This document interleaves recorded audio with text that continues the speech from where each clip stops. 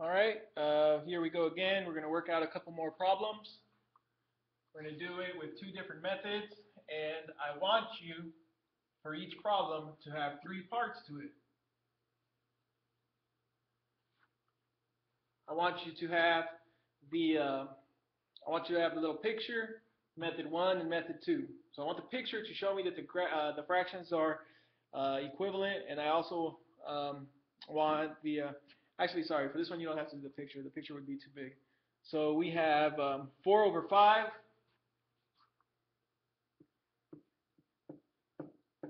is equal to uh, t over 55. Now, for this problem, what we're actually going to do is we're going to multiply. It's the same way. We're going to multiply both sides by 55.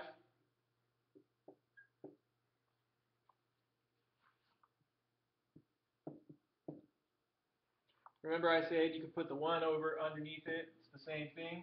So now, these cancel out. So on this side, I'm left with t. On this side, we have 55 times 4. 55 times 4 gives me 220.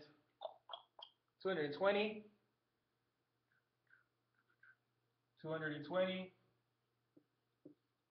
divided by 5. So what's 220 divided by 5? Well, we better be ready to do some division here. I'll put 220 over here underneath the little house. Put 5 on the outside. How many times is 5? Let me make it bigger.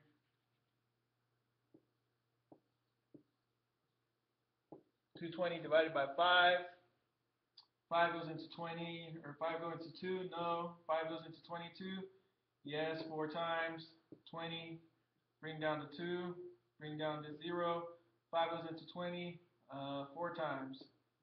So it's actually 44. So t equals 44.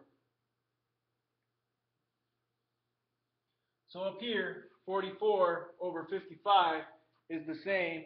44 over 55 is the same as 4 over 5. So now we're going to do this with method 2.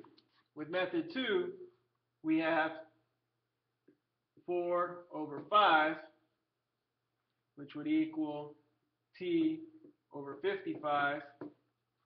So let's see, cross multiply all of this. 5t is equal to 220. Divide both sides by 5. T equals 44. 44, 44. 44, 44. Interesting, isn't it?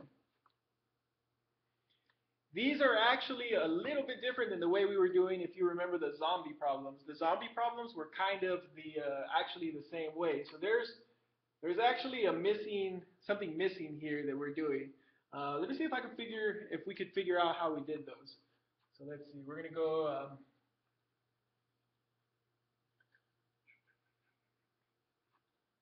We have.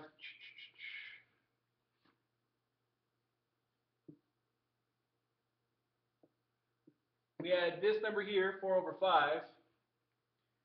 And remember, we turned these into 3 boxes. 1, 2, 3. We all know what this middle part is. That's what we're actually trying to find. Or actually, I think what we're at is we don't know what this part is over here. So we have it like this. So we have 55. So let's see. 5 times what gives me 55? 5 times 11. So then what I do to the bottom, I do to the top. Times 11, 44. And what do I got over here? I got 44. So if you remember, this is 3 different ways that we've gone about this. Pretty cool, right? If we went all the way back to find out what the original ratio was, you remember that would look something like,